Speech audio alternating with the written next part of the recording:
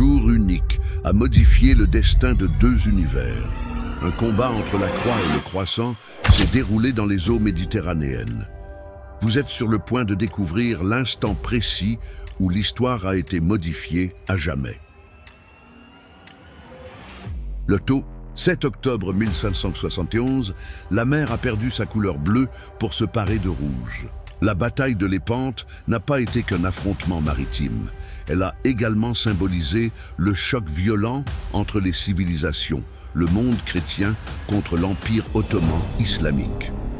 Plus que la terre, c'était l'essence même de l'Europe qui était en question.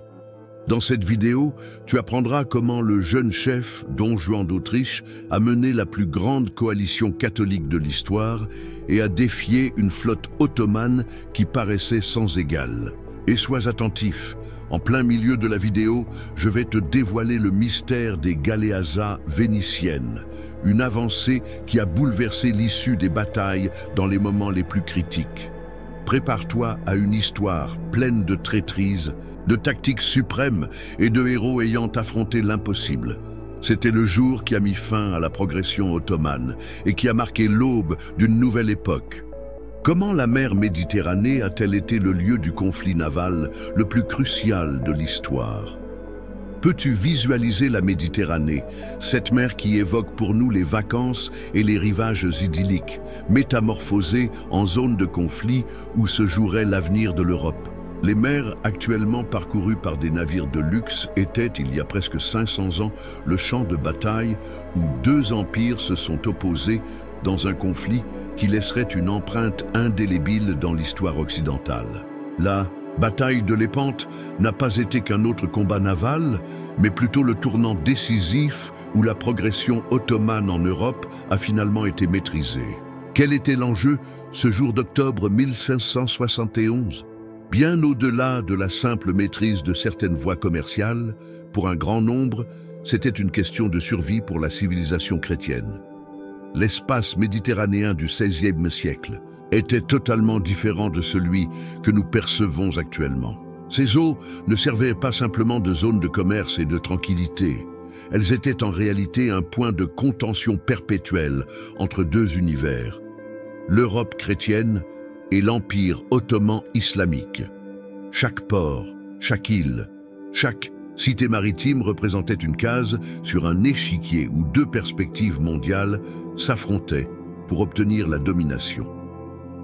Pour les puissantes forces chrétiennes, notamment l'Espagne et Venise, dominer la Méditerranée représentait un moyen d'accéder aux trésors du commerce oriental. Pour l'Empire ottoman, ceci constituait le point d'accès vers une Europe qu'ils voyaient comme leur prochaine destination d'expansion.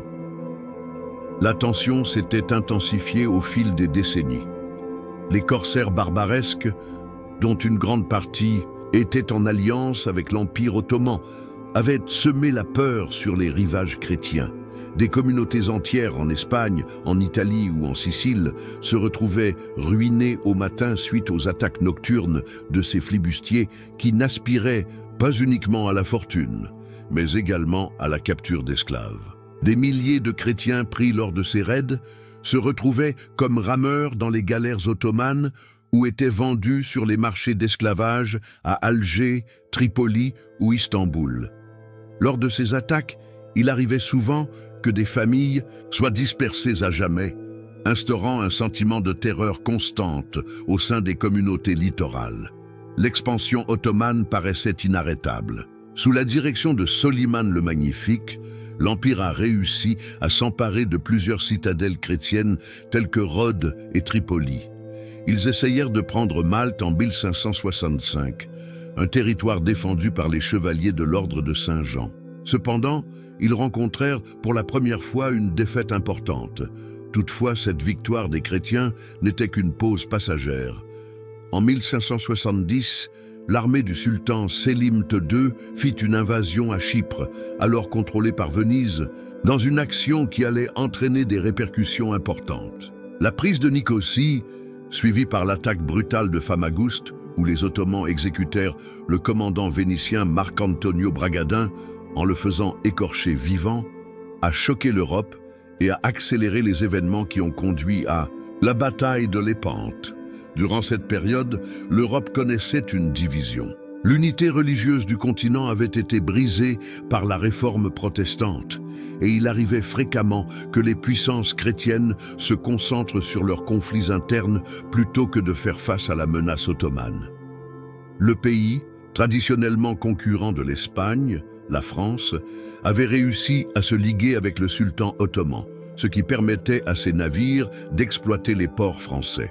Venise, qui avait un commerce étroit avec l'Orient, cherchait à préserver des liens paisibles avec les Ottomans, jusqu'à l'invasion de Chypre. C'est Pisique, le pape, qui a compris que seule une coalition de toutes les forces chrétiennes pourrait mettre fin à l'expansion ottomane. Avec tact et persévérance, il entreprit de tisser les liens qui allaient donner naissance à la Ligue sainte, l'union qui modifierait le cours de l'histoire en Méditerranée. Quels étaient les facteurs qui conféraient à l'Empire ottoman une puissance si redoutable au XVIe siècle? Quand nous envisageons les puissances de cette période, il faut réaliser qu'Istanbul, autrefois appelée Constantinople, était sans doute la cité la plus vaste et la plus opulente à l'échelle mondiale. Avec une population de plus de 700 personnes, elle dépassait largement toutes les villes européennes. L'empire sous son contrôle s'étendait de la Hongrie jusqu'à la Perse, en passant par la Crimée et le Yémen. On aurait dit que ses ressources humaines étaient infinies, avec plus de 25 millions d'individus sous le règne du sultan, tandis que l'Espagne, la première puissance européenne de l'époque, comptait à peine 8 millions d'habitants. Les Européens étaient étonnés par l'efficacité avec laquelle la machine militaire ottomane fonctionnait. Le noyau de leurs forces militaires était formé des réputés janissaires, une unité d'élite composée de jeunes chrétiens pris en captivité dès leur enfance et instruits dans la discipline militaire et les principes de l'islam. Sous un entraînement intensif et doté des meilleurs équipements de l'époque, les janissaires représentaient une force d'attaque redoutable. À la différence des forces militaires européennes, majoritairement constituées de mercenaires aux loyautés incertaines, les janissaires n'étaient dévoués qu'au sultan et étaient déterminés à sacrifier leur vie pour lui sans une once d'hésitation. La force navale de l'Empire ottoman était tout aussi remarquable. Sous le commandement d'amiraux tels que Barberousse et plus tard Piali Pacha, la flotte ottomane a réussi à exercer une domination totale sur la mer Méditerranée orientale. Leurs péripéties, bien que comparables à celles des chrétiens, étaient conduites par des équipages chevronnés et soutenues par un empire doté de ressources considérables. En outre, les Ottomans recevaient l'appui des États berbères d'Afrique du Nord, Alger, Tunis et Tripoli, dont les corsaires étaient des marins et guerriers de haut niveau. Cette stratégie a permis aux Ottomans d'envahir des bases navales chrétiennes de grande envergure et de constituer un réseau de ports sécurisés autour de la Méditerranée. En 1571, le sultan Sélim II était aux commandes de l'Empire. Bien qu'il ne possédait pas les capacités militaires de son père, Soliman le Magnifique, il avait reçu un empire à son summum. Surnommé Sélim le Ivrogne par les Européens à cause de sa passion pour le vin, qui est proscrit par l'islam, il confiait beaucoup de décisions à ses vizirs et amiraux. Toutefois, cela n'atténuait pas la dangerosité de l'Empire. En revanche, des figures comme Ali Baja, son gendre et amiral de la flotte, possédaient une longue expérience en tant que combattants avec des dizaines de triomphes maritimes à leur palmarès. L'initiative de conquérir Chypre, qui a été décidée en 1570, n'était pas une impulsion, mais s'inscrivait dans un plan stratégique visant à renforcer la domination ottomane sur la Méditerranée orientale et à asphyxier le commerce vénitien. L'Empire ottoman ne tirait pas uniquement sa force de sa capacité militaire, mais également de sa structure organisationnelle interne. Pour l'époque, son administration se révélait remarquablement efficace grâce à un dispositif de messagerie qui facilitait une communication rapide à travers l'ensemble de l'Empire. Sa relative tolérance religieuse, les chrétiens et les juifs étaient autorisés à exercer leur culte en s'acquittant de taxes spécifiques, se distinguait de l'absence de tolérance religieuse qui prévalait dans plusieurs pays européens. Ceci a permis aux Ottomans d'administrer de larges régions peuplées de diverses communautés sans être confrontés à des insurrections incessantes.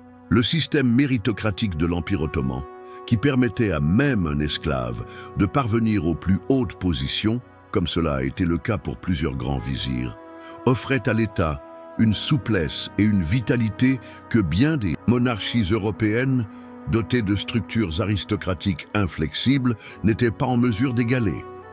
Qui étaient ces corsaires redoutables qui semaient la terreur parmi les communautés côtières chrétiennes?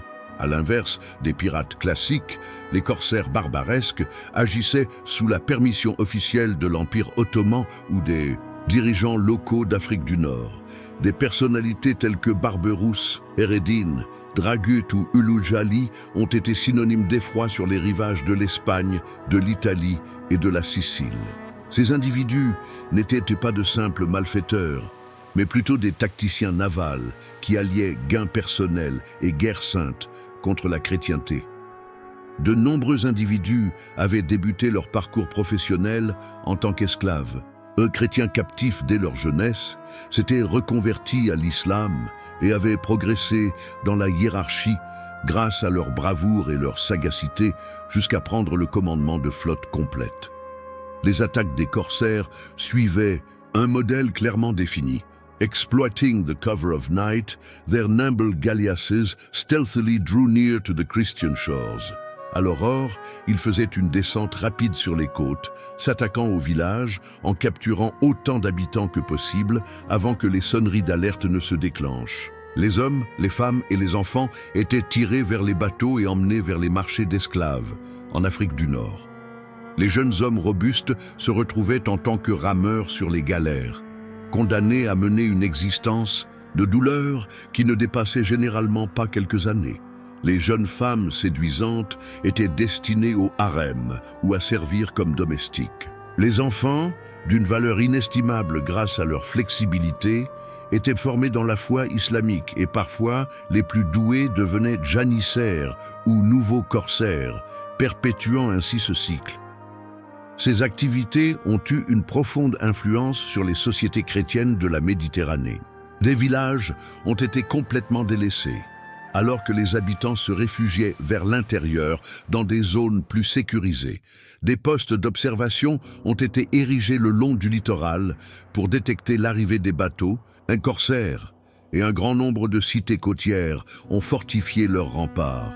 La vie dans les régions côtières de l'Occident méditerranéen était marquée par une sensation permanente de menace. Aujourd'hui encore, de multiples villages côtiers en Espagne, en Italie et dans les îles méditerranéennes conservent des tours de surveillance et des fortifications témoignant de cette époque marquée par une menace perpétuelle.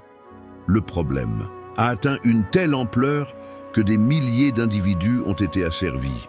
On évalue qu'à Alger, autour de 1580, il y avait près de 25 000 esclaves chrétiens. L'économie corsaire ne se réduisait pas au seul pillage et à l'esclavage. Les forces chrétiennes ont élaboré un système complexe de secours pour les personnes prises en otage. Des ordres religieux tels que les mercédaires ou les trinitaires se sont consacrés à la collecte de ressources financières et au déplacement vers les territoires musulmans dans le but de négocier la libération des chrétiens en captivité. Des familles complètes se retrouvaient en faillite dans leur tentative de réunir les fonds nécessaires pour racheter leurs proches. L'époque littéraire est riche en allusions à ce choc social, depuis l'œuvre Les Captifs de Cervantes, qui lui-même a été prisonnier à Alger pendant 5 ans, jusqu'aux multiples romans populaires qui dépeignaient des récits de séparation et de retrouvailles. Le lien entre les corsaires barbaresques et l'Empire ottoman était compliqué. Bien qu'ils aient officiellement été des provinces de l'Empire ottoman, ces États nord-africains bénéficiaient en réalité d'une grande autonomie. En contrepartie de leur contribution à l'affaiblissement des forces chrétiennes et à l'établissement de la suprématie ottomane en Méditerranée, le sultan leur accordait son appui politique et naval.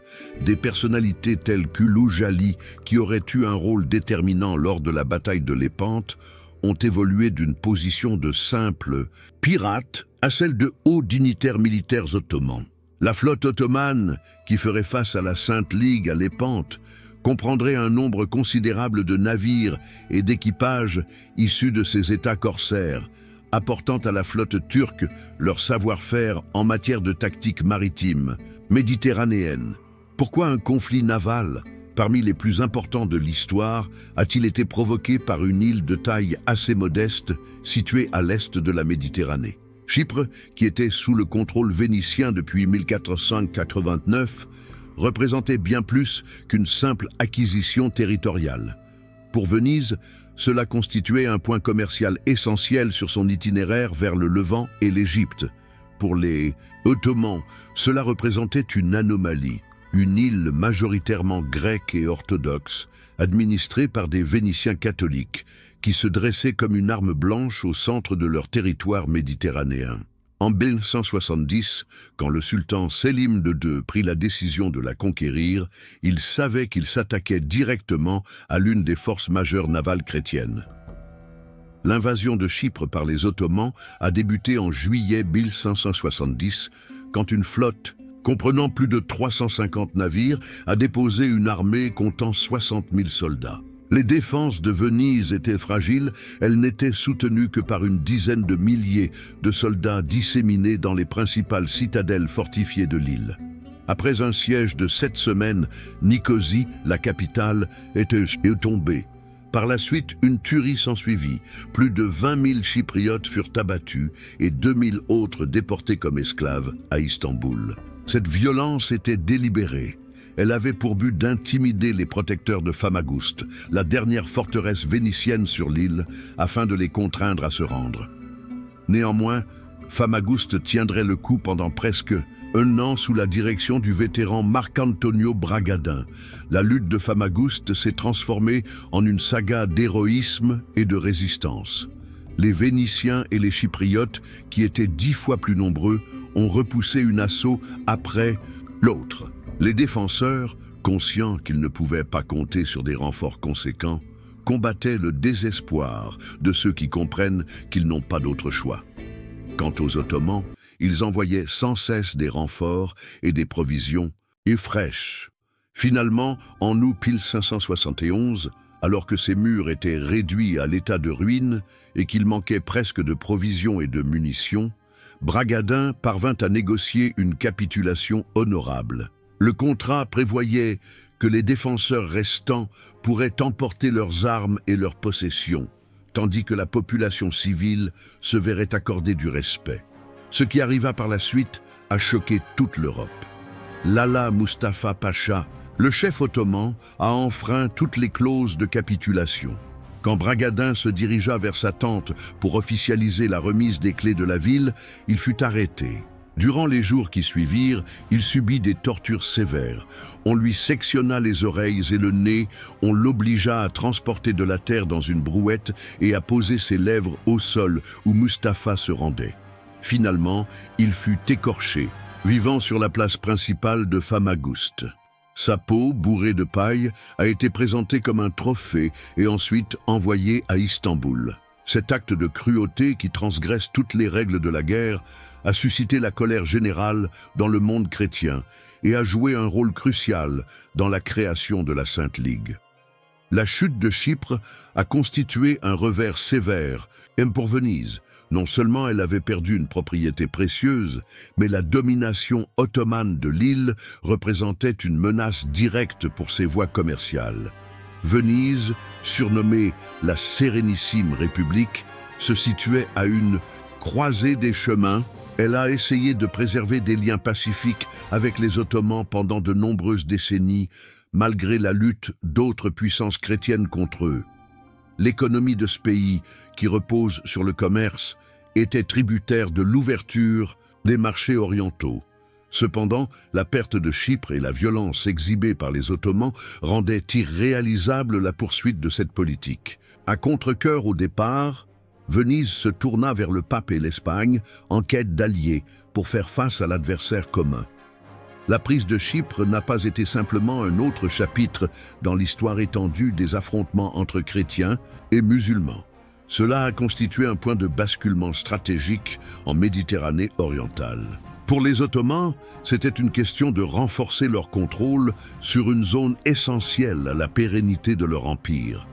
Pour les forces chrétiennes, notamment Venise, cela représentait la disparition d'une position stratégique qui avait assuré un équilibre fragile dans la région durant de nombreuses années.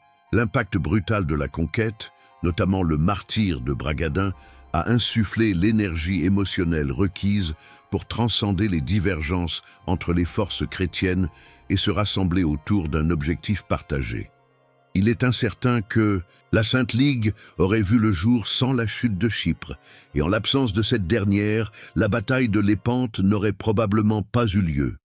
Comment se fait-il que des entités historiquement antagonistes comme l'Espagne et Venise choisissent d'enterrer la hache de guerre pour faire front commun contre les Ottomans? Cette réponse se réfère à une personne spécifique, Antonio Michel Ghislieri, qui est également connu sous son nom de pape Piscipe. Ce pontife austère et résolu, ancien inquisiteur et moine dominicain, a compris que seule une coalition de toutes les forces chrétiennes pourrait freiner l'expansion ottomane. Depuis son élection en 1566, il a œuvré sans cesse pour défendre cette notion. Cependant, les conflits entre les États chrétiens paraissaient constituer un obstacle infranchissable. La défaite de Chypre et le meurtre sauvage de Bragadin lui ont finalement donné les éléments convaincants pour persuader les dirigeants européens initialement hésitants. L'établissement de la Ligue sainte a requis des négociations très compliquées. Venise, malgré son désir ardent de reprendre Chypre, redoutait les répercussions économiques d'un conflit direct avec les Ottomans. Sous le règne de Philippe II, l'Espagne se souciait davantage de la menace protestante dans le nord de l'Europe et de la révolte des Morisques à Grenade que des enjeux vénitiens en Méditerranée orientale. Il était nécessaire pour le pape de persuader Philippe II que le péril ottoman constituait une menace existentielle pour l'ensemble de la chrétienté, et pas uniquement pour Venise. Parallèlement, il était nécessaire de convaincre les Vénitiens que l'Espagne ne se retirerait pas de l'Alliance, une fois ses intérêts urgents garantis. Un élément essentiel de ces pourparlers a été la distribution des charges et des obligations.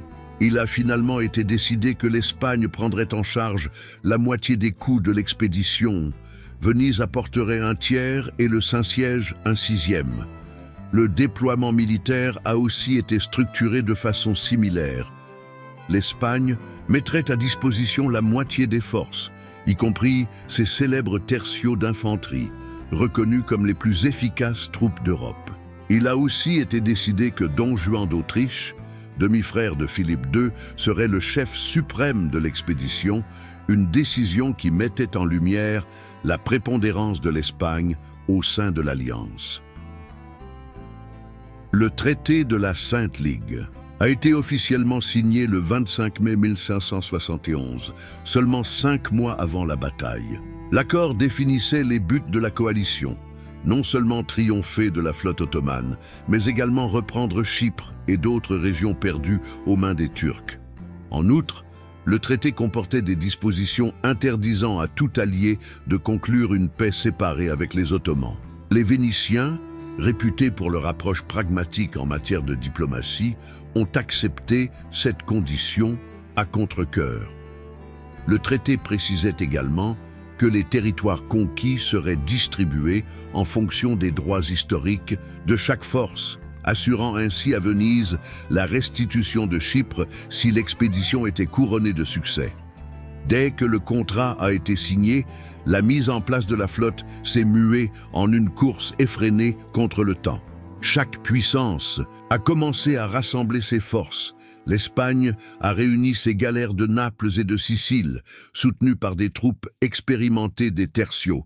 Venise a mis en place ses navires les plus performants, y compris les révolutionnaires Galeazza, des bateaux plus imposants et plus lourds qu'une galère standard, dotés d'une redoutable artillerie.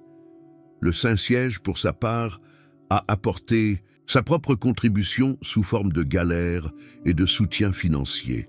La flotte était censée se réunir à Messine, en Sicile, avant de prendre la mer vers l'est pour rechercher la flotte ottomane.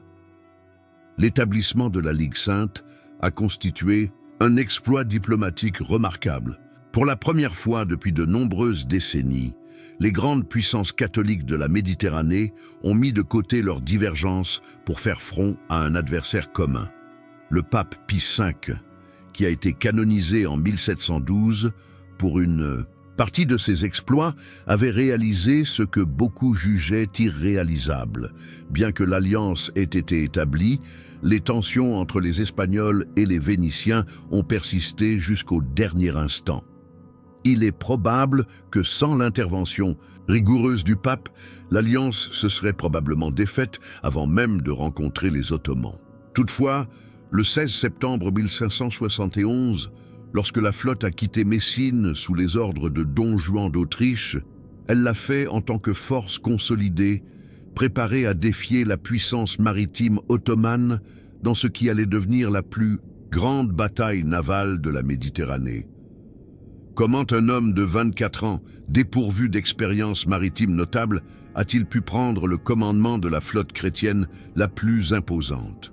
Le récit de Don Juan d'Autriche est tout aussi captivant qu'improbable. Juan est né en 1547, fils hors mariage de l'empereur Charles Quint et de Barbara Blomberg, une chanteuse allemande. Ce n'est que lorsque son père était sur son lit de mort qu'il a été reconnu publiquement par celui-ci. Élevé de manière confidentielle en Espagne par des familles nobles dignes de confiance, le jeune homme prit conscience de sa réelle descendance durant son adolescence. C'est à cette période que son demi-frère, Philippe II, alors déjà roi d'Espagne, choisit de l'admettre officiellement en tant que membre de la royauté. À la différence de nombreux princes illégitimes, Philippe II manifesta une véritable tendresse pour son demi-frère cadet. Il lui a accordé une formation de premier ordre à l'université d'Alcalá, où Don Juan s'est illustré aussi bien en littérature qu'en art martial. Grand et blond, avec une apparence aristocratique, il a rapidement conquis la cour espagnole grâce à son charisme et ses talents. Toutefois, l'occasion réelle pour lui de démontrer sa valeur est survenue en 1568, lorsque Philippe II lui a confié la mission de mettre fin à la rébellion des Morisques dans les Alpujarras, une tâche qui avait été infructueuse pour d'autres commandants expérimentés précédemment. Don Juan, à seulement 21 ans, allia la puissance militaire à l'adresse diplomatique pour instaurer la paix dans la région, gagnant ainsi l'estime de ses troupes comme de ses adversaires. Son succès en campagne à Grenade a été déterminant pour sa désignation en tant que chef de la flotte de la Ligue sainte. Philippe II, qui ne supervisait pas simplement la majorité des ressources de l'Alliance, mais nourrissait aussi une méfiance profonde envers les Vénitiens, tenait à nommer une personne de confiance indiscutable pour le poste. Bien que le pape Pie V ait d'abord douté de la jeunesse et de l'inexpérience maritime de Don Juan, il a finalement consenti à sa nomination. Pour pallier ses insuffisances, Philippe II entoura son demi-frère de conseillers militaires aguerris, tels que Luis de Requesens et, plus particulièrement, le remarquable amiral Alvaro de Bazan, marquis de Santa Cruz, qui jouerait un rôle mentor dans le domaine naval. Le caractère de Don Juan s'est avéré être idéal pour le rôle ardu qu'il avait à interpréter. Il était suffisamment jeune pour aborder avec entrain une mission aussi périlleuse, tout en étant assez sage pour prêter l'oreille à ses conseillers aguerris. Sa position royale lui donnait le pouvoir requis pour instaurer l'ordre parmi les différents groupes, souvent concurrents, de la flotte alliée. Les glorieux amiraux de Venise et de Gênes, qui n'auraient jamais consenti à se faire commander par un concurrent, pouvaient obéir aux directives d'un prince de la maison d'Autriche sans ressentir une atteinte à leur dignité. Parallèlement, son charisme inné et son attitude aimable lui gagnèrent vite la fidélité des officiers et des soldats. Au cours des semaines précédant le conflit, Don Juan a fait preuve d'un leadership remarquable. Quand une révolte se produisit parmi les troupes espagnoles à Messine à cause de retard dans leurs soldes, il s'adressa directement aux révoltés, réussissant à les apaiser grâce à un équilibre entre autorité et empathie. il a géré avec la même fermeté les tensions persistantes entre Espagnols et Vénitiens, instaurant une discipline stricte mais équitable. Peut-être sa décision la plus importante a été d'ordonner la libération des galériens condamnés, en leur promettant la liberté s'ils se battaient avec bravoure lors de la bataille, une action qui a considérablement renforcé le potentiel de combat de la flotte. L'avenir démontrerait que Philippe II avait parfaitement raison de confier le commandement de l'expédition à son jeune demi-frère, qui était sur le point de marquer l'histoire en remportant la plus grande bataille navale de la Méditerranée. Pourquoi les confrontations maritimes en Méditerranée au XVIe siècle différaient-elles tant de celles exécutées par les grands voiliers dans l'Atlantique? La réponse réside dans les conditions spécifiques de cette mer intérieure. La Méditerranée, avec ses courants souvent capricieux et sporadiques, était propice aux navires qui n'étaient pas entièrement tributaires du vent pour naviguer. C'est pour cette raison que la galère, une sorte de bateau principalement propulsé par des rameurs, était devenue la souveraine incontestée de ces mers. Mesurant entre 40 et 50 mètres de long pour seulement 5 à 6 mètres de large, ces navires étroits et longs avaient la capacité de naviguer à des vitesses pouvant atteindre 7 nœuds, peu importe si le vent était favorable ou non. La conception initiale d'une galère de guerre du XVIe siècle prévoyait une plateforme étendue avec un seul pont sur lequel prenaient place les rameurs, placés sur des bancs orientés perpendiculairement à la ligne de quille. Chaque banc était conçu pour accueillir entre 3 et 5 hommes, qui manipulaient une seule grande pagaie. Sur l'ensemble du navire, on pouvait compter entre 24 et 30 bancs de chaque côté, ce qui permettait une équipe de rameurs comprise entre 144 et 300 hommes.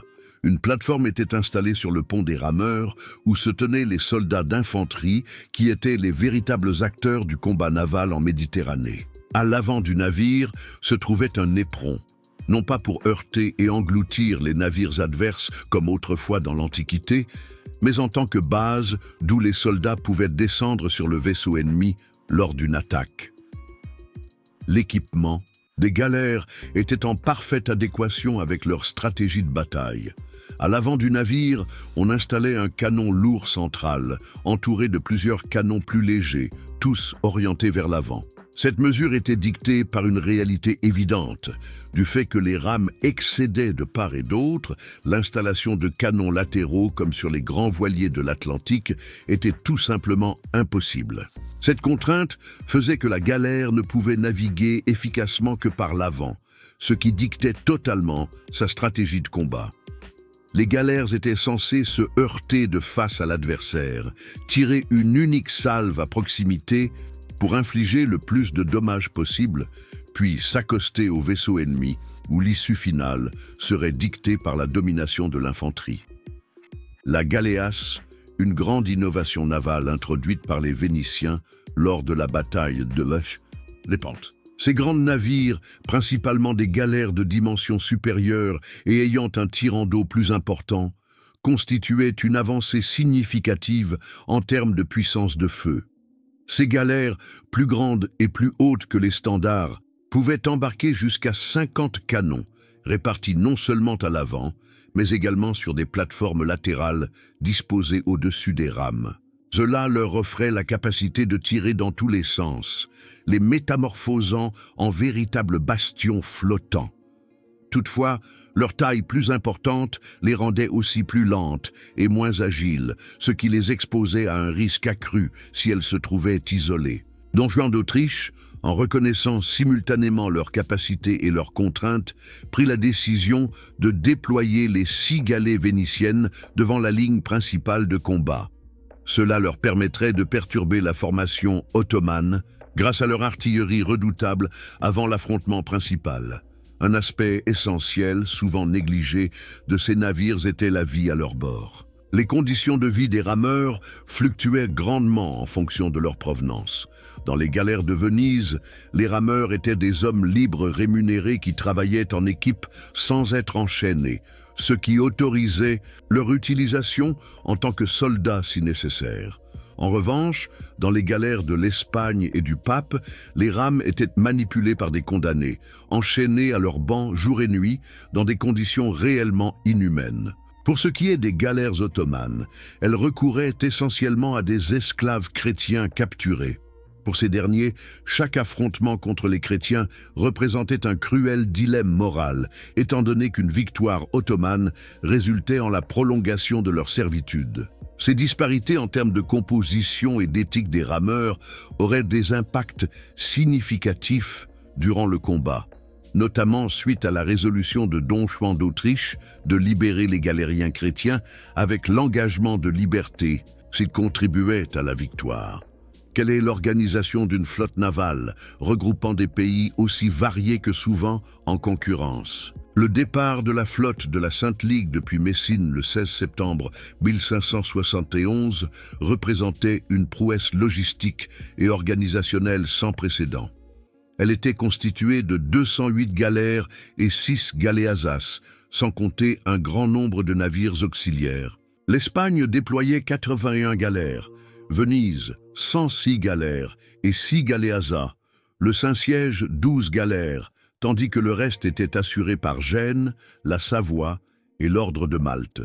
Toutefois, ces statistiques masquent une réalité plus nuancée. De nombreuses galères, officiellement espagnoles, étaient en fait napolitaines, siciliennes ou génoises, au service de la couronne d'Espagne, tandis que certaines considérées comme vénitiennes se trouvaient dans un état de délabrement et disposaient d'équipages incomplets. La puissance d'action de la flotte était principalement due à la présence d'environ 30 000 fantassins à bord de ces galères. Les fameux tercios espagnols, réputés à l'époque pour être la meilleure infanterie au monde, constituaient le cœur de cette troupe avec près de 18 000 soldats. Environ 8 000 soldats italiens, principalement originaires des États pontificaux et des territoires espagnols en Italie, 5 000 mercenaires allemands et plusieurs milliers de volontaires de différentes nationalités, y compris des chevaliers de Malte, ainsi que des aventuriers français, anglais et portugais, se sont joints à eux. Sachant que la bataille se jouerait dans des combats à courte portée après l'abordage, Don Juan d'Autriche plaida pour renforcer les galères vénitiennes avec des soldats espagnols. Celles-ci, transportant traditionnellement moins de fantassins que les Espagnols, ce processus d'intégration à l'échelle mondiale n'a pas été sans difficulté. Les barrières linguistiques rendaient la communication complexe, alors que les antagonismes nationaux et les diverses techniques de combat provoquaient des frictions permanentes. Les chefs espagnols jugeaient les Vénitiens trop prudents, davantage soucieux de protéger leurs navires que de vaincre l'adversaire. Quant aux Vénitiens, ils percevaient les Espagnols comme des aventuriers, disposés à mettre en péril vie et navires sans nécessité. Ces tensions ont surgi quelques jours avant l'affrontement, lorsque le chef vénitien Sebastiano Venier, dans un acte manifestement au-delà de ses prérogatives, a ordonné la mise à mort d'un officier espagnol suite à une dispute entre les équipages. C'est uniquement grâce à l'action de l'éprouvé Alvaro de Bazan que Don Juan d'Autriche n'a pas réussi à écarter Venier de l'Alliance, ce qui aurait constitué un coup dur pour l'unité de la flotte. La structuration stratégique de la flotte tenait compte à la fois de l'impératif d'incorporer ces différents composants et des enseignements tirés des précédents conflits avec les Ottomans. Don Juan répartit ses forces en 4 unités. L'aile droite, dirigée par le Génois Juan Andrea Doria, composée de 50 galères. Le centre, ou bataille royale, menée par Don Juan lui-même avec 62 galères. L'aile gauche, sous la houlette, du Vénitien Agostino Barbarigo avec 53 galères. Et la réserve coordonnée par Alvaro de Bazan avec 30 galères. Cette répartition ne tenait pas uniquement compte de facteurs tactiques, mais aussi politiques. Chaque division comprenait délibérément une combinaison de galères de diverses nations, évitant ainsi qu'un groupe national puisse agir de manière autonome. Un élément essentiel des préparatifs a été l'état d'esprit de la flotte. Don Juan d'Autriche, conscient de se heurter à un adversaire redouté qui avait régné sur la Méditerranée pendant de nombreuses années, apportait une attention spéciale à ce point. Il ordonna que des messes soient célébrées sur toutes les galères avant de prendre le large. Et il inspecta lui-même la flotte à bord d'une petite barque, s'adressant aux marins et aux soldats, leur rappelant qu'ils luttaient non seulement pour leur nation, mais pour l'ensemble de la chrétienté. La nouvelle du siège de Famagouste et du martyre barbare de Bragadin, qui parvint alors que la flotte était déjà en mer, fortifia la résolution des soldats chrétiens. Pour la première fois depuis de nombreuses décennies, une flotte chrétienne se dirigeait vers les Ottomans, non seulement avec un avantage en termes de nombre, mais également avec l'assurance qu'elle pouvait triompher.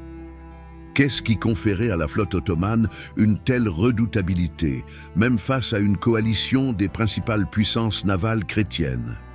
Quand en octobre 1571, les vaisseaux de la Ligue sainte prenaient cap à l'est pour affronter l'adversaire, ils se heurtaient à une puissance navale qui avait exercé sa suprématie sur la Méditerranée orientale durant près d'un siècle. À Lépante, la flotte ottomane qui les attendait se composait d'environ 230 galères et 50 galiotes, ces dernières étant des versions plus petites et plus agiles de galères, très prisées par les corsaires, dépassant légèrement en effectif la flotte chrétienne.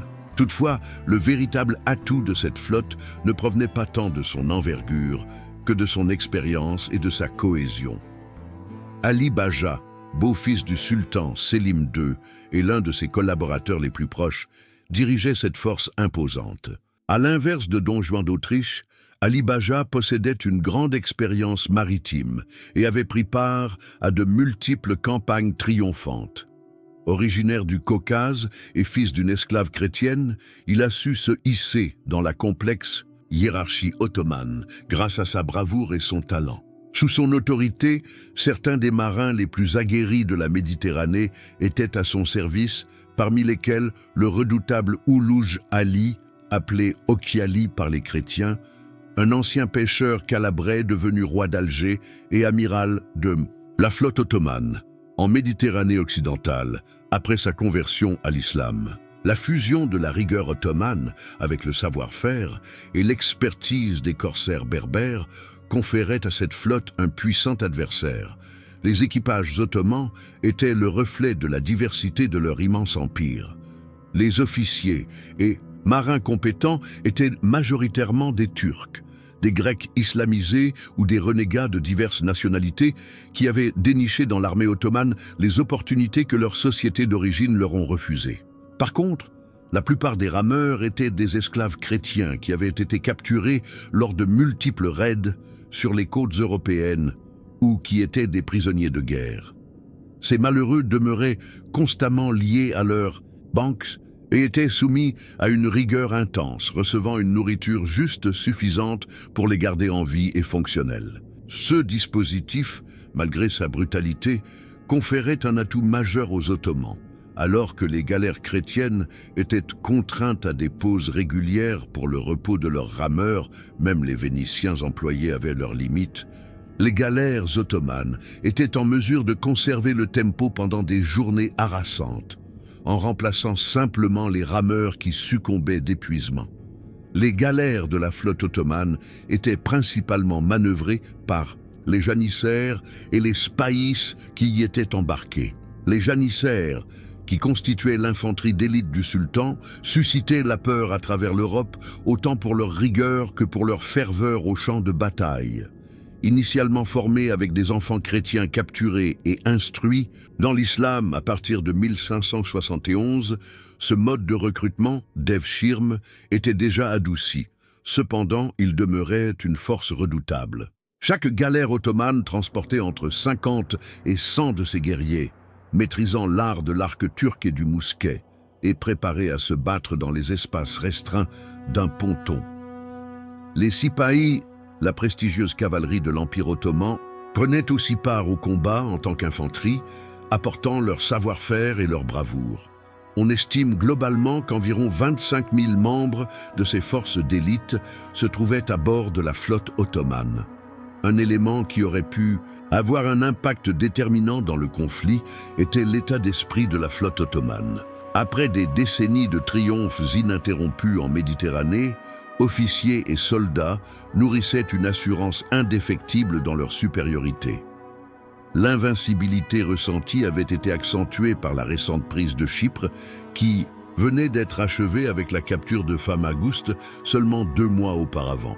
Quand Ali Bajjah fut informé de l'importance et de la composition de la flotte chrétienne qui avançait, il écarte les mises en garde de ses officiers, les plus prudents, à l'instar d'Ulugh Ali, qui préconisait d'esquiver un affrontement direct. Le souverain ne m'a pas missionné pour dénombrer les voiles adverses, mais pour les affronter et les anéantir, aurait répliqué l'amiral sûr de lui.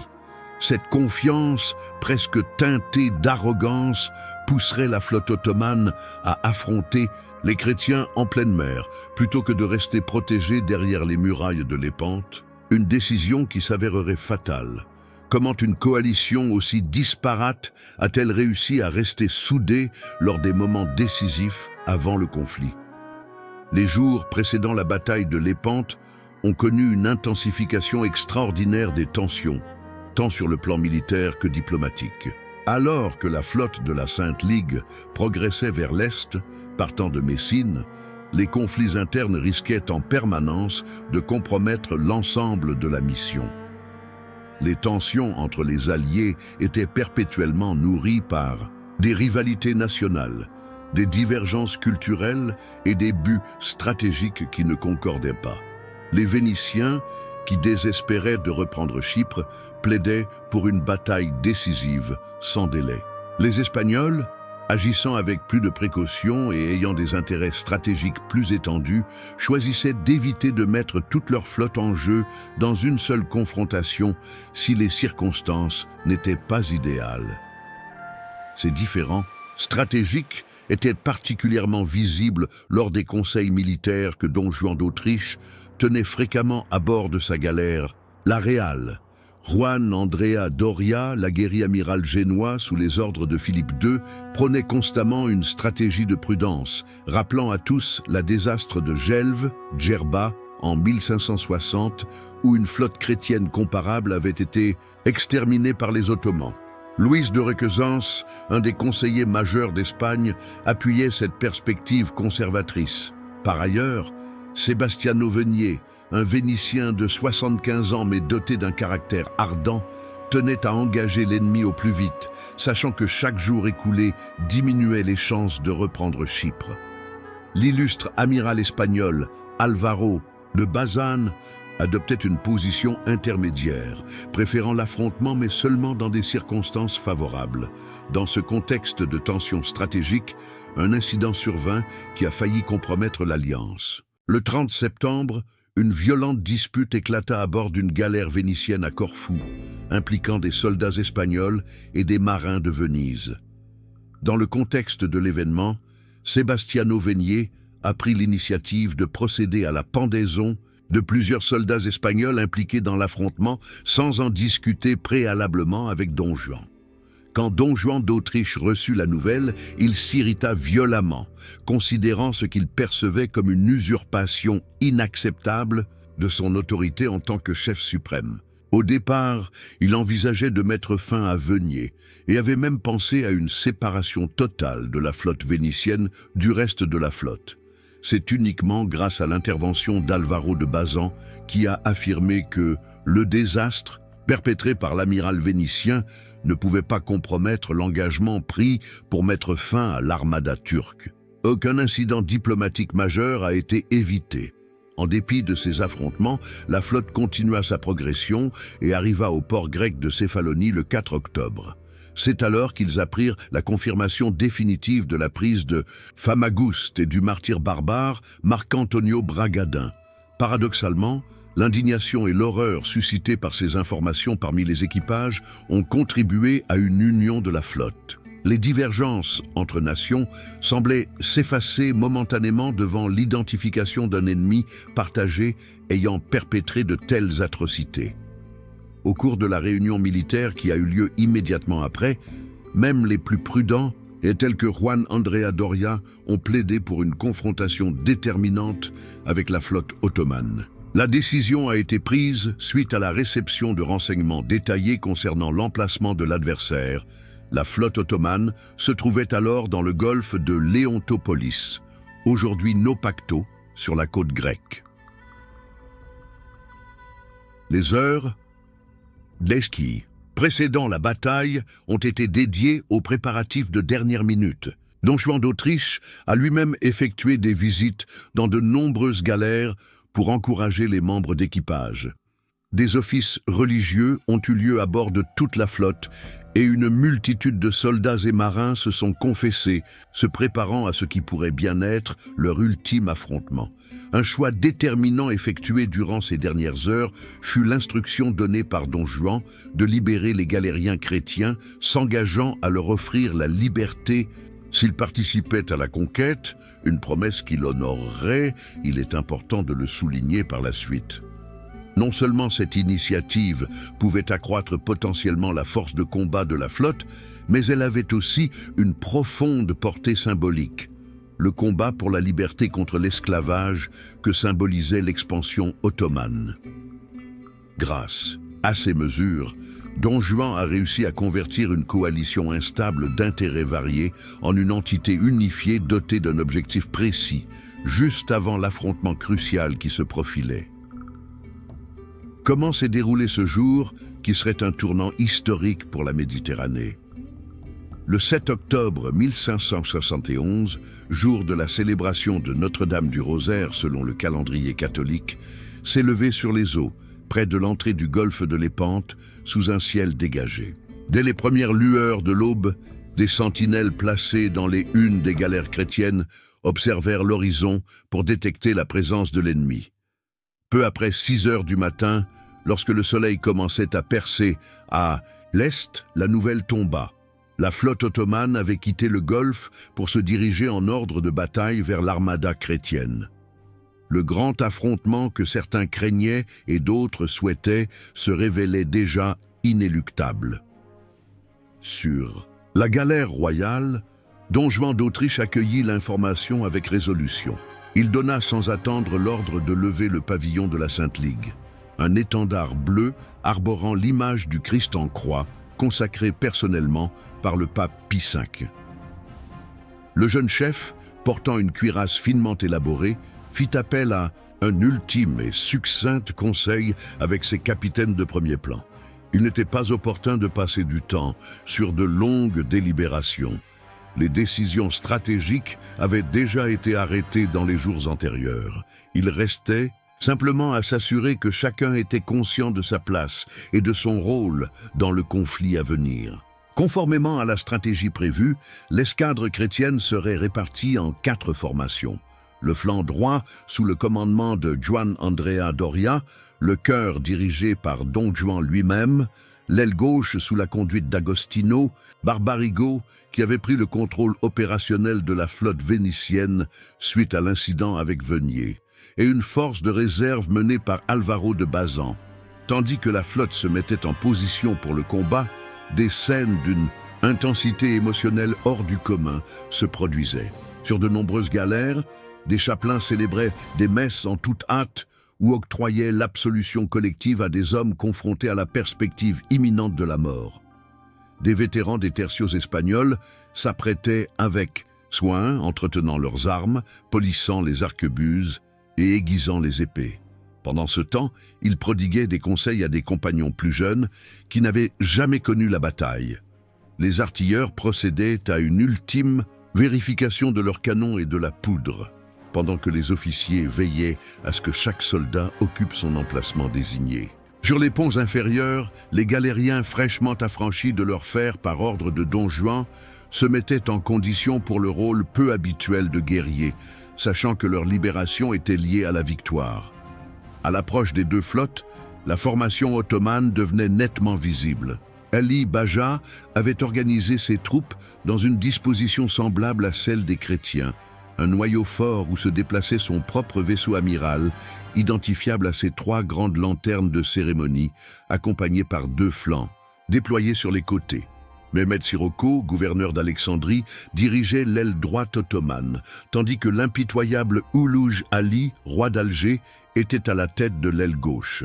Une différence majeure avec l'enseignement chrétien était que les Ottomans n'avaient pas laissé de réserve significative, s'appuyant plutôt sur leur avantage numérique et la stratégie habituelle d'envelopper les côtés adverses avec leurs galéas corsaires rapides. Juste avant midi, alors qu'il ne restait plus qu'1 kilomètre entre les premiers éléments des deux flottes, un événement se produisit que beaucoup perçurent comme un signe de mauvais augure. Le vent, qui avait soufflé en faveur des Ottomans depuis le matin, a changé brusquement de sens, devenant propice aux chrétiens. Ce changement, qui semble banal selon les standards modernes, avait d'importantes conséquences tactiques à l'époque. Des galères, le souffle contraire rendait la navigation des rameurs plus difficile et influait de manière défavorable sur la précision des tirs d'artillerie. Pour de nombreux soldats et marins chrétiens, véritablement pieux, cette transformation abrupte ne pouvait être perçue que comme un acte divin, une indication que Dieu soutenait leur cause. Avec ce soutien moral inattendu, la flotte de la Ligue sainte a progressé vers son destin historique. Le choc des civilisations qui déterminerait le futur de la Méditerranée était sur le point d'éclater. Quelle innovation stratégique a apporté Don Juan d'Autriche qui transformerait irrévocablement la nature des batailles navales en Méditerranée?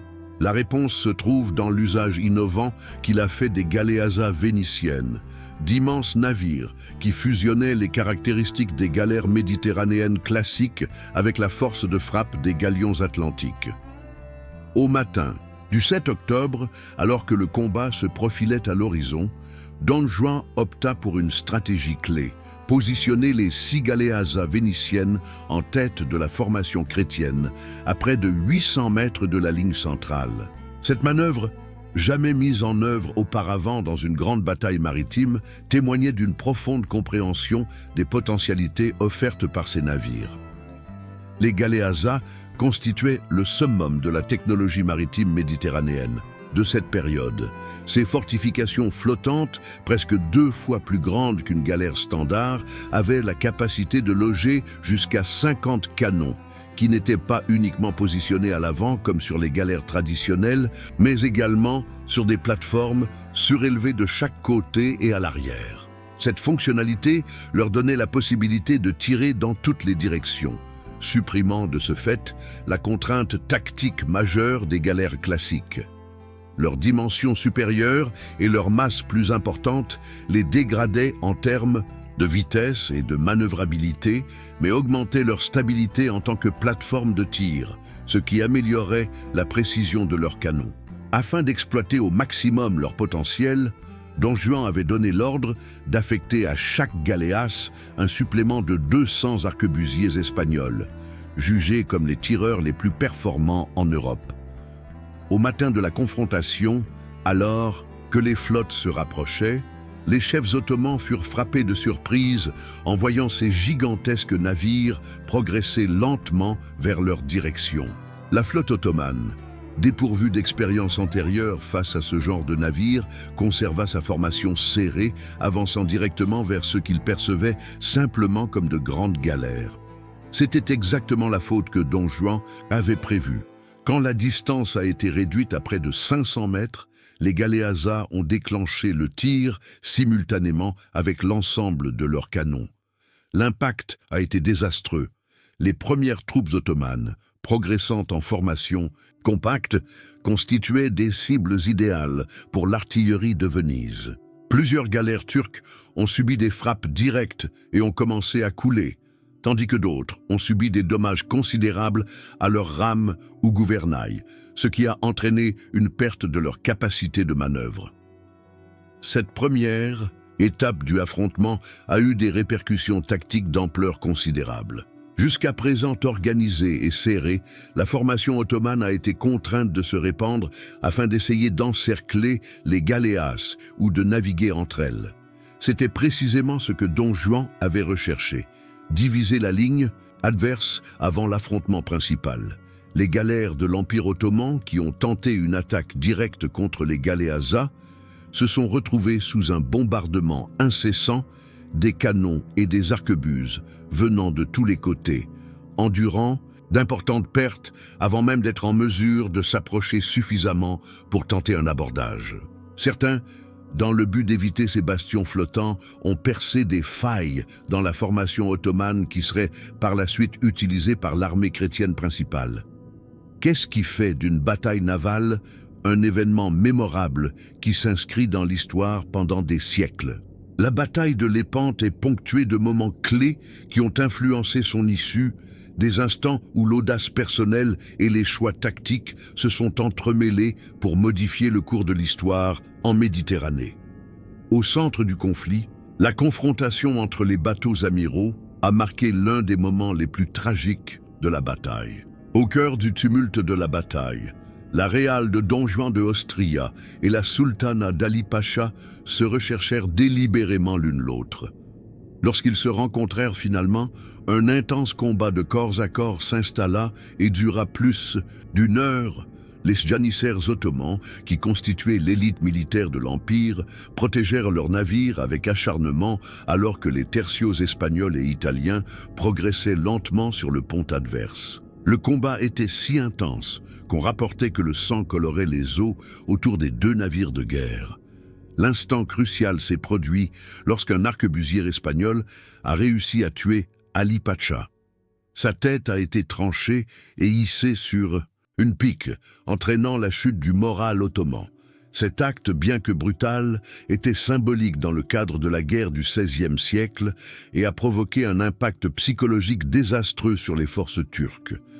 La prise du drapeau sacré du sultan orné de versets coréens a constitué une défaite supplémentaire pour les troupes ottomanes et un prix inestimable pour la Sainte Ligue. Du côté gauche chrétien, le Vénitien Agostino Barbarigo a démontré un héroïsme remarquable. Barbarigo, au commandement de ses navires face à la flotte de Mehmet Sirocco, a été touché par une flèche à l'œil tout en motivant ses troupes depuis le pont. En dépit de sa blessure grave, il persista à commander le combat jusqu'à garantir la triomphe dans sa zone, succombant quelques jours après en raison de ses blessures. Grâce à son sacrifice, les galères de Venise ont pu envelopper le flanc droit ottoman, ce qui a grandement contribué à la victoire.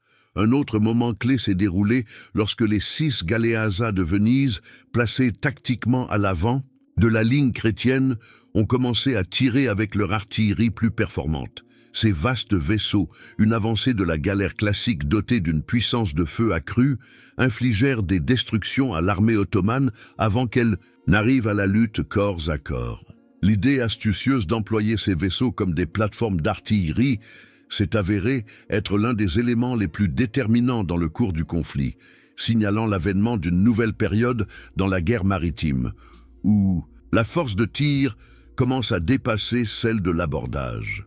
Comment une confrontation équilibrée se transforme-t-elle en triomphe écrasant? Dans la bataille de Lépante, ce qui avait débuté comme une confrontation de forces comparables s'est mué en triomphe éclatant pour la Sainte Ligue, grâce à un assemblage d'éléments tactiques, technologiques et circonstanciels. Le tournant de la bataille est survenu approximativement 3 heures après son commencement. Suite au décès d'Ali Pacha et à la prise de son vaisseau amiral, le noyau de la flotte ottomane a commencé à se désintégrer. Avec une acuité tactique, Don Juan d'Autriche exploita cette opportunité pour réorganiser ses troupes et acheminer des renforts vers les zones où l'issue du combat restait encore incertaine. Cette souplesse dans le leadership faisait contraste avec la structure rigide de la hiérarchie ottomane, qui a été gravement affectée suite à la disparition de son chef principal. L'avantage technologique chrétien a aussi eu un impact crucial dans le renversement de la situation durant le combat. Les arquebusiers de l'Espagne et de l'Italie ont démontré une meilleure précision et rythme de tir que les archers ottomans. En outre, les navires chrétiens bénéficiaient de mesures de protection additionnelles, telles que les pavesadas, boucliers latéraux pour la défense des rameurs et des soldats, et les arumbadas, édifices renforcés à l'avant du navire. Ces améliorations dans la défense atténuaient l'effet des attaques ennemies tout en laissant les tireurs chrétiens maintenir un tir continu sur les ponts les plus vulnérables des galères turques. Au début de la bataille, le vent favorisant, les Ottomans a changé au profit de la flotte chrétienne. Ce changement, jugé apparemment salvateur pour les Européens et ainsi perçu par la propagande ultérieure, a autorisé une manœuvre plus efficace des navires de la Ligue et a compliqué le retrait des Ottomans lorsque les circonstances ont commencé à leur défavoriser. L'effondrement de la résistance ottomane a été accéléré par la fusion de ce facteur naturel avec l'avantage tactique et armement chrétien. Sur le flanc droit chrétien, le bénéfice initial ottoman acquis par Ulugh Ali a commencé à se renverser lorsqu'Andrea Doria a réussi à maintenir sa ligne.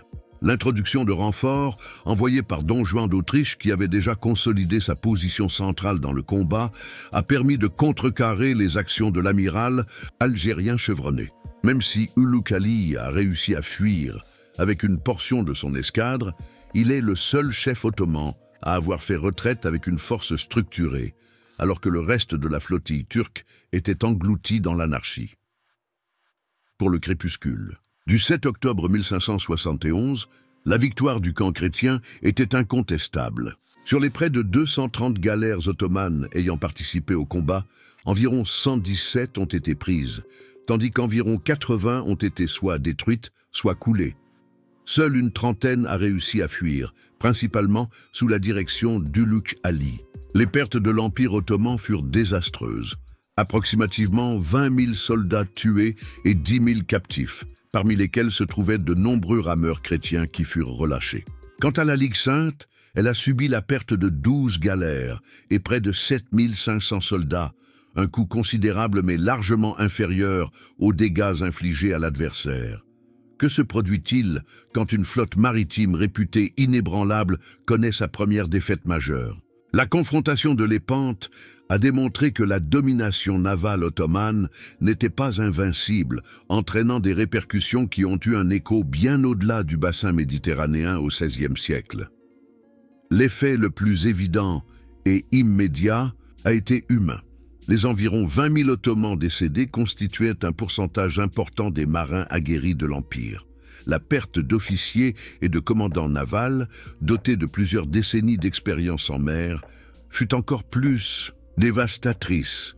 Il s'est avéré bien plus ardu de récupérer cette profusion de savoir-faire naval que les navires qui ont été détruits.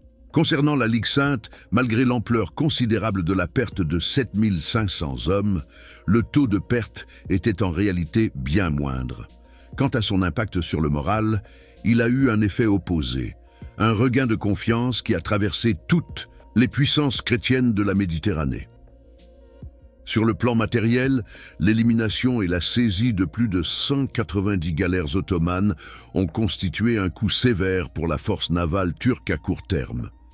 Dès qu'il a été intronisé, le sultan Selim II a donné l'ordre de reconstruire sa flotte. À la surprise de plusieurs observateurs européens, les chantiers navals ottomans avaient réussi à construire un nombre équivalent de navires dès le printemps suivant.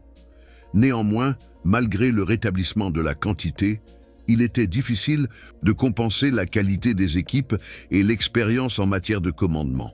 Bien que la flotte ottomane nouvellement formée soit nombreuse, elle manquait de l'efficacité guerrière de celle qui a été perdue à Lépante. D'un point de vue psychologique et symbolique, la bataille de Lépante a profondément modifié l'état d'esprit européen. Pour la première fois depuis des décennies, les puissances chrétiennes réalisèrent que l'expansion ottomane pouvait être stoppée. En apprenant la nouvelle de la victoire, le pape Pie V s'est exclamé « Il y avait un homme envoyé par Dieu qui portait le nom de Jean », établissant une comparaison entre Don Juan d'Autriche et Jean-Baptiste. L'ensemble de l'Europe a célébré la victoire par des messes solennelles, des processions, ainsi que par la création d'œuvres artistiques et littéraires commémoratives.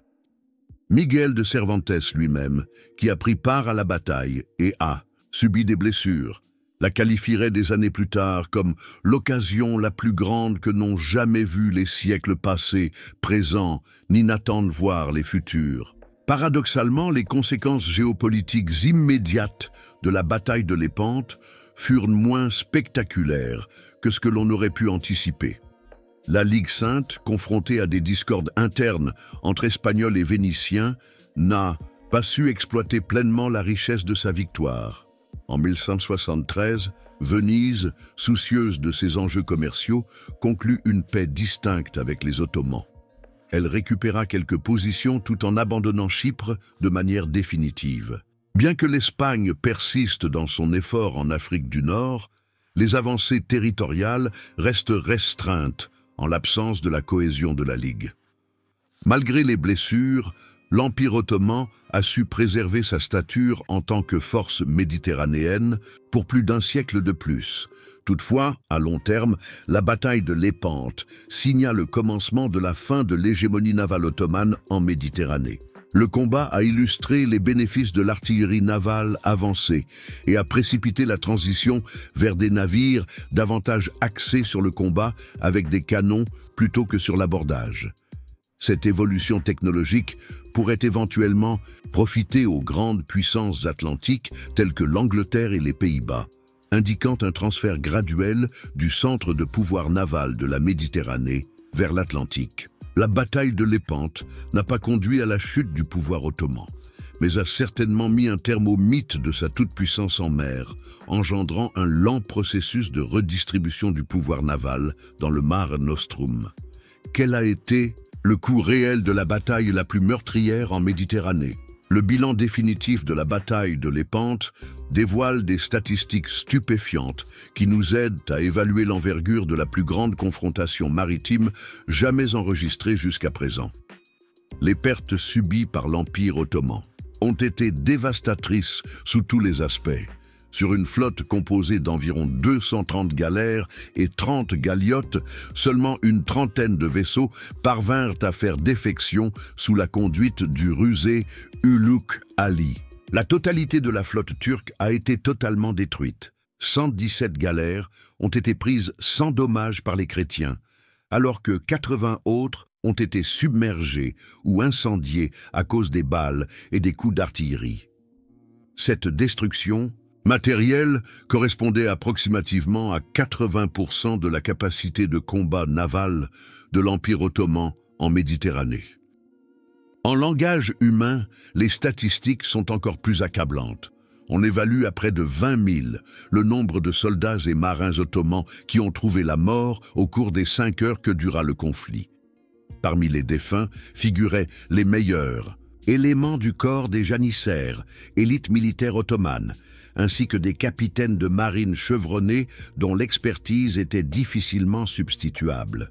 En outre, près de 10 000 Ottomans ont été capturés et beaucoup ont fini comme esclaves sur des galères chrétiennes, inversant tragiquement leur destin.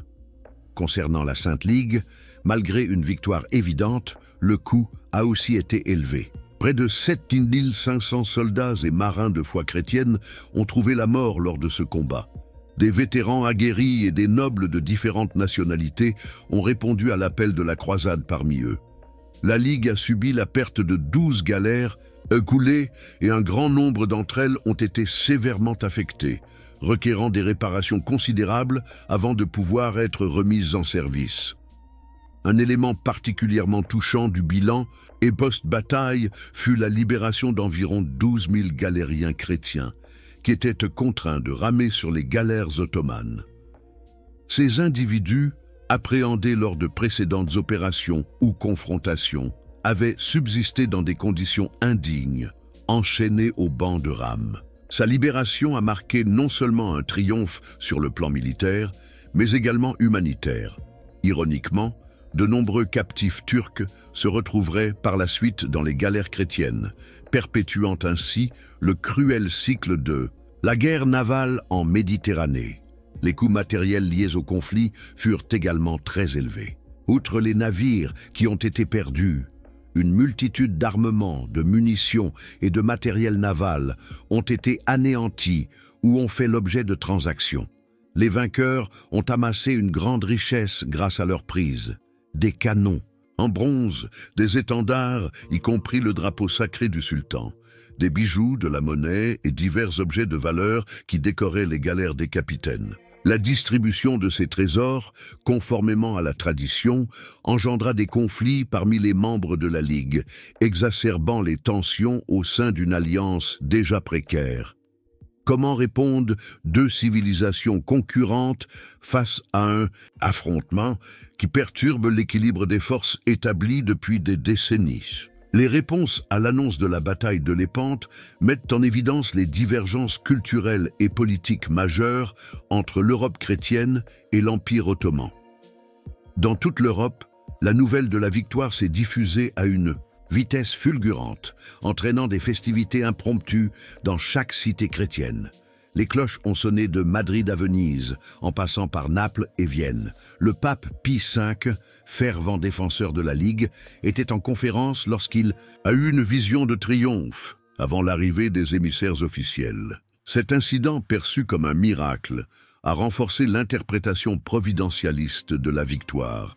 La fête de Notre-Dame de la Victoire, plus tard appelée Notre-Dame du Rosaire, a été établie par le pape pour célébrer chaque année, le 7 octobre, l'intervention divine lors de la bataille de Lépante. Les festivités se manifestèrent de diverses manières culturelles. Des défilés triomphants furent organisés, mettant en avant les marins victorieux et les bannières prises devant des foules en liesse.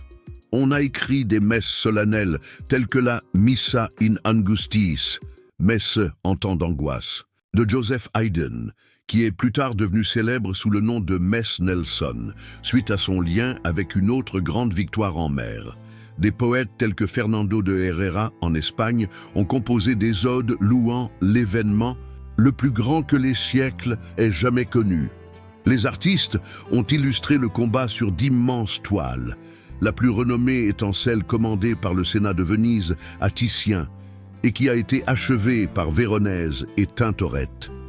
Cependant, la réaction à Istanbul a été caractérisée par de la consternation et une urgence pragmatique.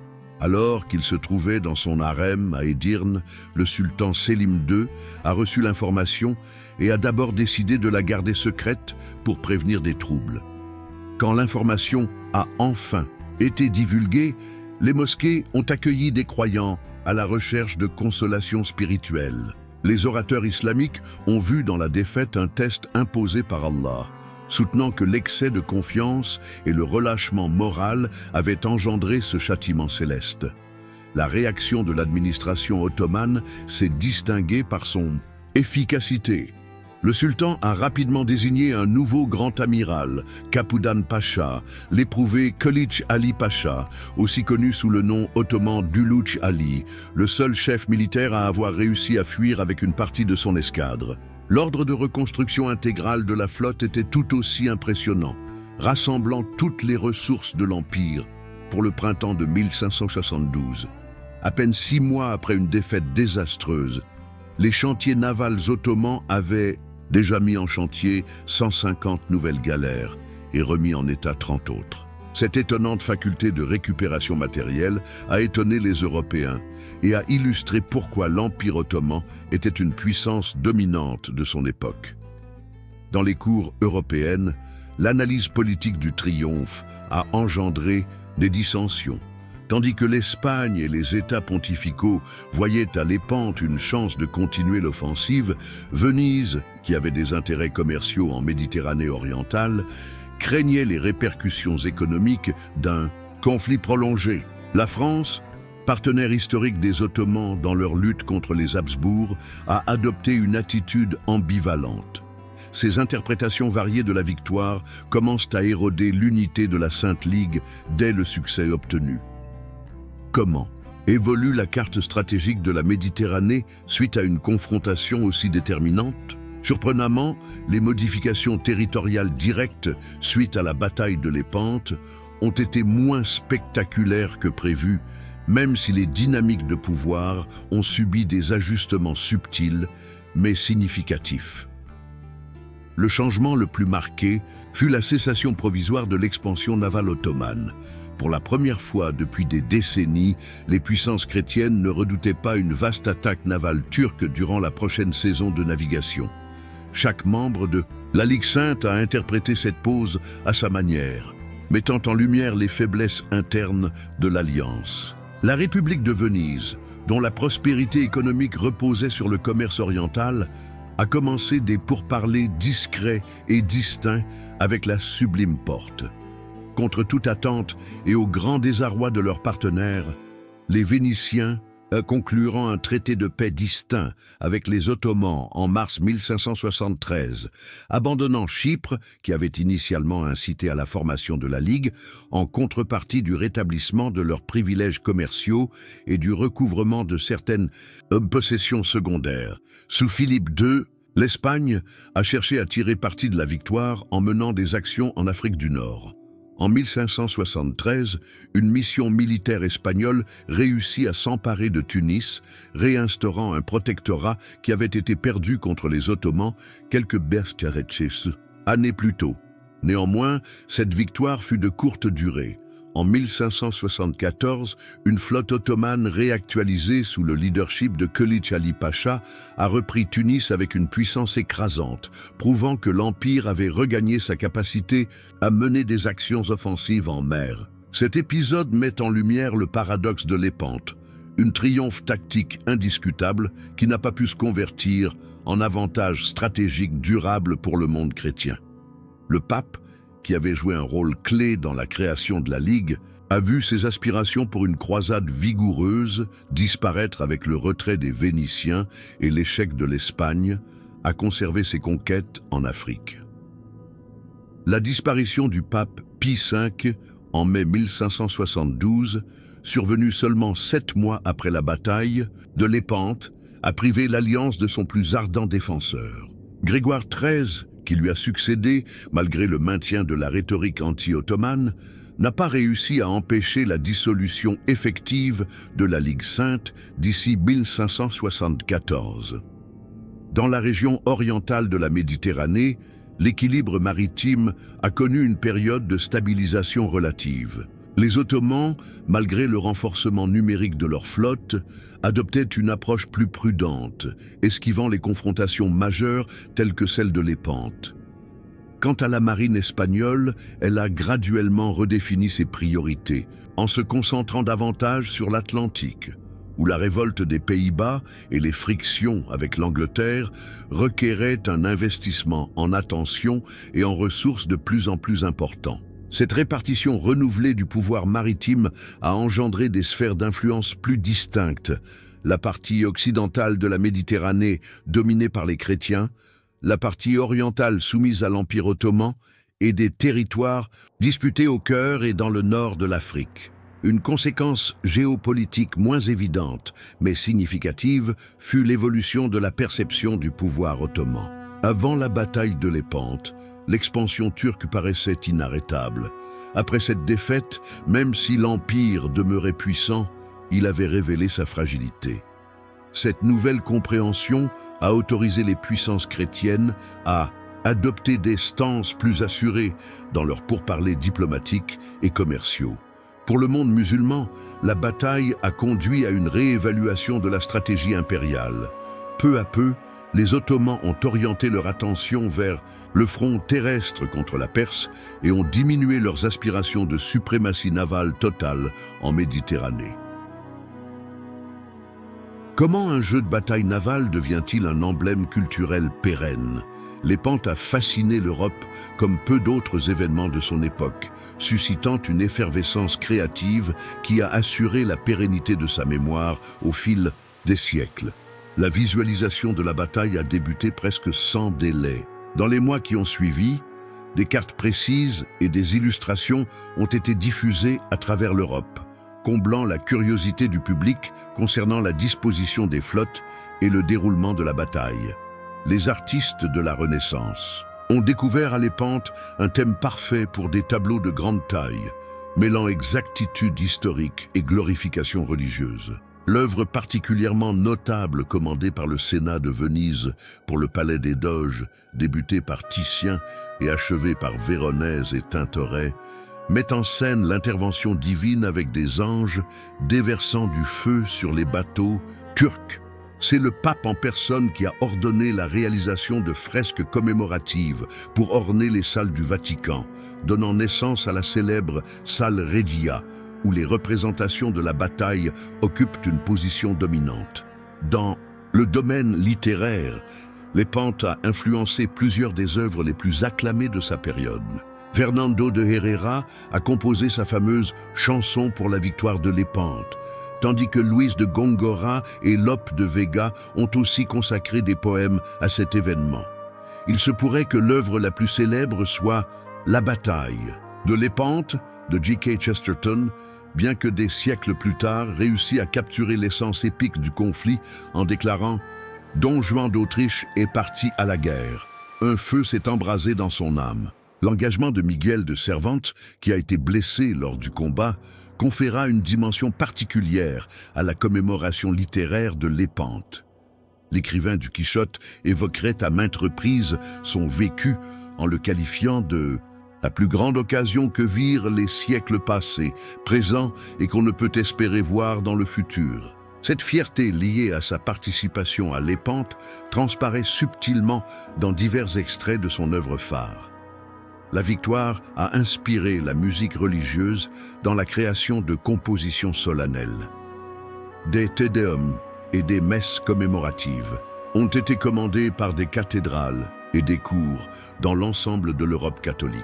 L'établissement de la célébration de Notre-Dame de la Victoire, plus tard du Rosaire, a assuré que chaque année, des œuvres dédiées à souligner l'intervention de la Vierge Marie lors de la bataille soient jouées. Cela a créé un répertoire distinct qui a été préservé dans les archives musicales des institutions religieuses méditerranéennes. Les souvenirs et les artefacts de Lepante ont acquis une valeur quasi sacrée. Des étendards saisis, des armes et divers trophées furent répartis entre les cathédrales et les églises chrétiennes. La cathédrale de Grenade abrite en tant que relique le rosaire que Don Juan d'Autriche a porté lors de la bataille. Encore plus étonnant, le fanal, la grande lanterne de poupe de la galère ottomane du capitaine, est exposé aujourd'hui dans la cathédrale de Barcelone, tandis qu'un autre se trouve à la basilique Santa Maria Maggiore de Rome, étant des preuves concrètes de l'influence culturelle persistante de l'événement. Des références à la bataille de Lepante ont été intégrées dans les représentations de la Vierge Marie au sein de l'iconographie religieuse. L'évocation de Notre-Dame de la Victoire ou du Rosaire fait souvent référence à des aspects visuels liés au combat naval, tels que des galères en toile de fond ou des drapeaux ottomans vaincus. Cette combinaison de piété religieuse et d'hommage historique a permis de préserver la mémoire de Lepante dans la culture chrétienne populaire pendant des centaines d'années, longtemps après l'effacement de ses répercussions géopolitiques directes. Quel est l'impact historique d'une bataille de 5 heures qui a eu lieu il y a presque 5 siècles? L'effet de la bataille de Lepante, bien qu'il puisse sembler parfois discret, se fait sentir à travers diverses dimensions qui dépassent le cadre méditerranéen du XVIe siècle pour toucher notre époque actuelle.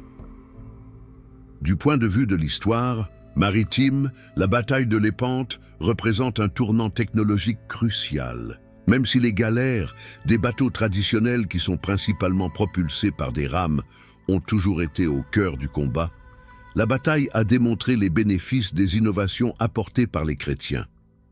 Les 6 galéas vénitiennes, un mélange de galères et de galions dotés d'une artillerie plus puissante, infligèrent de lourdes pertes à l'armée ottomane. Cette expérience a précipité le passage à des navires de guerre propulsés uniquement par la voile et conçus pour le combat avec des canons, préfigurant l'époque où les vaisseaux de ligne domineraient les mers durant les 3 prochains siècles.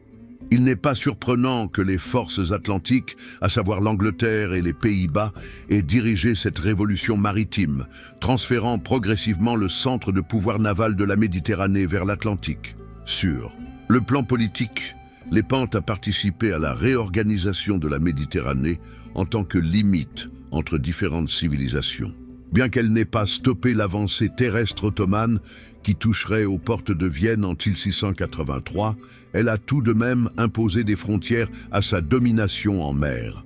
L'influence espagnole et italienne a perduré sans interruption sur la Méditerranée occidentale, alors que l'orientale a continué à être sous le contrôle ottoman. Cette fracture géopolitique, bien qu'avec des fluctuances, perdurerait jusqu'au XIXe siècle et marquerait durablement les identités culturelles des zones méditerranéennes. D'un point de vue religieux, Lépante a intensifié le récit du conflit entre la chrétienté et l'islam qui prédominait au cours du Moyen Âge. La victoire a été perçue à travers le prisme idéologique de la Reconquista et des croisades, renforçant une perspective conflictuelle entre les deux civilisations. Ironiquement, cette collision idéologique s'est déroulée parallèlement à une augmentation des échanges commerciaux et culturels entre ces deux univers. Des exemples de la complexité de la relation qui dépassait le simple antagonisme militaire et religieux incluent l'introduction du café en Europe occidentale, l'impact de l'architecture mauresque en Espagne, ou encore l'adoption par les Ottomans des techniques de navigation méditerranéenne. En ce qui concerne l'histoire militaire, la bataille de Lépante enseigne des leçons durables sur l'importance du commandement, de la technologie et de l'éthique. Don Juan d'Autriche, qui a su unir une coalition diverse d'États concurrents sous une direction efficace, incarne une réussite organisationnelle remarquable. L'avantage technologique chrétien en matière d'artillerie et de défense révèle comment les innovations progressives peuvent engendrer des bénéfices déterminants sur le terrain militaire. L'effet dévastateur qu'a eu la mort d'Ali Pacha sur le moral ottoman met en lumière l'importance du facteur psychologique et confirme une vérité militaire éternelle. Les victoires ne se remportent pas uniquement grâce aux ressources matérielles, mais également par des éléments immatériels tels que la volonté et le commandement.